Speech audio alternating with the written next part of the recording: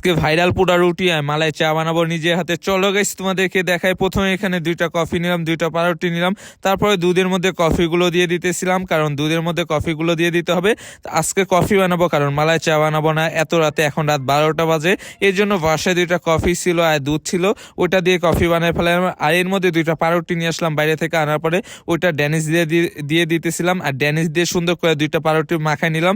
আর নেওয়ার পরে এখন আমার 2টা পাউরুটি মাখানো শেষ। এখন চিনি দিয়ে দিতেছি, 2 পাশে চিনি দিলাম। আর এখন হলো আমি চামচের মধ্যে নিয়ে 2টা পাউরুটি পুড়ায় ফেললাম। আর 2টা পাউরুটি অনেক সুন্দর ফুলছে, আবার হলো পুড়ছে অনেক সুন্দরভাবেই, কারণ হলো আমি মনে করছি একবার বেশি পুড়ে যাবে, কিন্তু দেখলাম না বেশি পুড়ে নেয়। এর মধ্যে ঠান্ডা কফিটা গরম করে নিলাম, আর এর মধ্যে হলো চায়ের কাপে ঢাইলা নিলাম, চায়ের কাপে না এটা মগে ঢাইলা নিলাম। এই তো আমার শেষ। এখন খেয়ে দেখবো এটা গাইস কিরম হয়েছে। চলো তোমাদেরকেও দেখাই খেয়ে এটা কিরম হয়েছে। আমার তো মনে হইতেছে ভালো হয়েছে। তোমরাও চাইলে কফি দিয়ে একবার খাইতে পারো, শুধু মালাই চা না, কফি দিয়েও ভালো লাগে এটা।